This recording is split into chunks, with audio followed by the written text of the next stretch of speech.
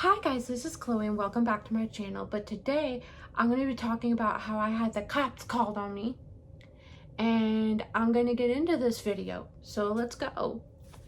So I moved, and the thing is that I had gotten my power assist fixed by NewMotion, which if you want to see a video on the power assist and stuff, there'll be a little eye in the corner. You can click that, it'll take you right to the video. But anyways, they fixed it, and I was going out in the neighborhood to test it, and I was staying as close to one side as possible because we had no sidewalks. And all of a sudden a cop literally pulls up from behind, and he's like, "Do you realize you're in the middle of the road?" And I said no, but what I really wanted to say was yes, because there were no sidewalks. And he's like, "Okay, who are you? What's your age? What are you doing here? And where do you live?"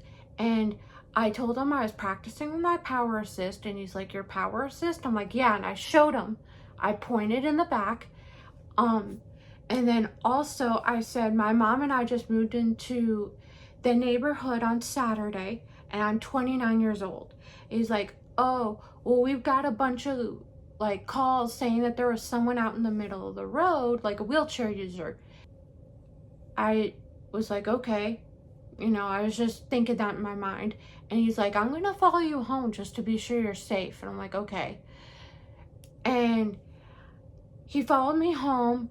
I called my mom, and I'm like, "Mom, you need to come out here." My mom's like, "Why?" And then I froze, and she's like, "I'm coming out." So she came out, and I was coming down the driveway, and then there was a cop that was literally going down, following me, and my mom's like, "Oh boy."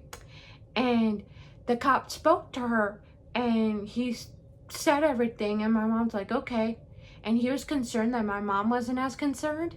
But the thing is that I'm very independent, and I can get around. So for him to be that concerned, I appreciate the concern, but I'm very independent. Now, whether or not the neighbors actually called the cops is one thing, but I had spoken to my physical therapist, I had spoken to my social worker in Hershey, and my talking therapist and my friends. We do not know if I was actually being discriminated against.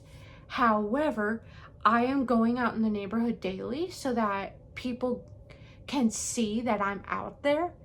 And I'm also going out with my mom and my dog so that they all know that I exist and I live here.